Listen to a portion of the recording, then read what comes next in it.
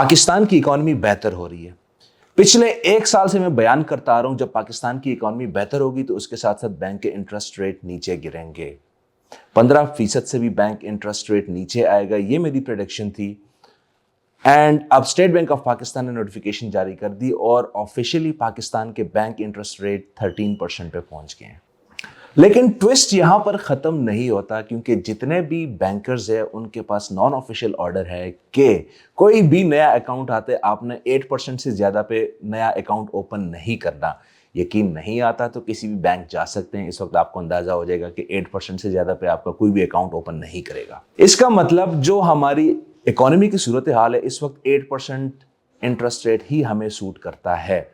और हमारी एनालिसिस है कि ये बैंक इंटरेस्ट रेट वापस 7% पर आएंगे।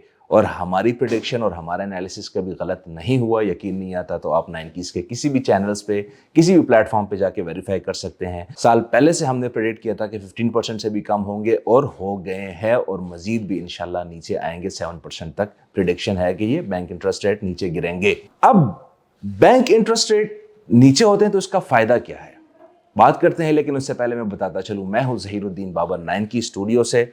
इससे पहले भी आपने हमारी वीडियोस देखी है। हमने इकोनॉमी पे, हमने स्टैट्स पे, हमने रेमिटेंसेस पे, हमने रियल स्टेट पे, हमने बाकी इंडस्ट्रीज पे, आईटी इंडस्ट्री सब पे बात कर दी। लेकिन आज हम बात करेंगे कि पाकिस्तान की इकोनॉमी स्टेबल कैसे रह सकती है और कैसे स्टेबिलिटी की तरफ आ रही है। अच्छा, अब बैंक इंटरेस्ट रेट जब नीचे आते हैं तो पाकिस्तान की इकोनॉमी फिर ग्रो कैसे करेगी? That's the important question. अच्छा, पाकिस्तान की इकोनॉमी कैसे चल रही है? कोई भी मुल्क अपना प्रॉफिट गेन करता है इंपोर्ट या एक्सपोर्ट से। अगर हम इंपोर्ट और एक्सपोर्ट की बात करें तो नवंबर 2024 की जो स्टैटिस्टिक्स है, पाकिस्तान ने इंपोर्ट्स ली है 4.4 बिलियन यूएस डॉलर्स की, जबकि हमारी एक्सपोर्ट्स की वैल्यू रही है 2.8 बिलियन यूएस डॉलर्स की। अब इंपोर्ट एंड एक्सपोर्ट की वैल्यूज देखें अगर, तो हम क्लियरली डेफिसिट में हैं। तो पाकिस्तान की इकोनॉमी कैसे चलती है? पाकिस्तान की इकोनॉमी टैक्सेस पे चलती है और सर्कुलेशन ऑफ मनी पे चलती है। अब सर्कुलेशन कहां पे हो? पिछले कुछ महीनों से हम देख रहे हैं कि पाकिस्तान की स्टॉक मार्केट बहुत बूम पर आई हुई है। अगर मैं आपको कल की ही एग्जांपल दूं तो 1,13,336 पॉइंट्स के साथ 78% इंक्रीज गेन करके स्टॉक मार्केट क्लोज हुई थी। अब आगे भी ये बूम रहेगी या नहीं रहेगी, दैट्स द थिंग। लेकिन एक चीज मैं आपको बताऊं कि स्टॉक मार्केट इतनी ऊपर क्यों आई हुई थी। Beside the economic crisis, stock market की वैल्यूएशन जो है ना बहुत कम प्राइसेस की रही थी, जिसकी वजह से लोगों ने बहुत ज्यादा बढ़ चढ़ के ट्रेड में हिस्सा लिया था। इसके अलावा फॉरेन इन्वेस्टर्स ने भी बहुत ज्यादा हिस्सा लिया था because of the less valuation of the stocks. लेकिन सबसे जो मेन वजह है, बैंक इंटरेस्ट बहुत ज्यादा हाई थे, जिसकी वजह से लोगों के डिपॉजिट्स बहुत ज्यादा थे और स्टॉक मार्केट बहुत बूम पर आई थी, क्योंकि लोग बहुत ज्यादा स्टॉक एक्सचेंज में डील कर रहे थे।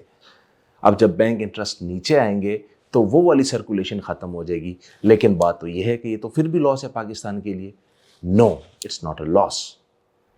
देखिए, there are many other industries जब पैसा सर्कुलेट होता है, जिसकी वजह से पाकिस्तान पैसे बनाता है। अब मैं आपको बताऊं कि सर्कुलेशन से कैसे पैसे आता है।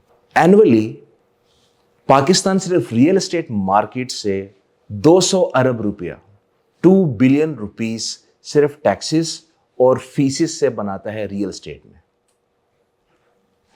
जितनी भी इंडस्ट्रीज अगर डाउन होती है, देयर इज वन इंडस्ट्री जो हमारा पिछले पॉडकास्ट में भी आपने एक एनालिसिस सुना था कि प्रॉपर्टी पे 323% गेन रिकॉर्ड हुई है in the past decade.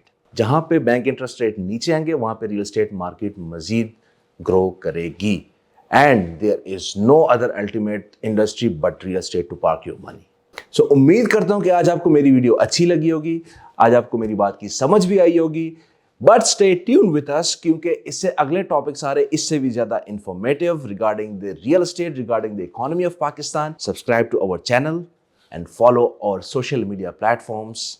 Will see you soon.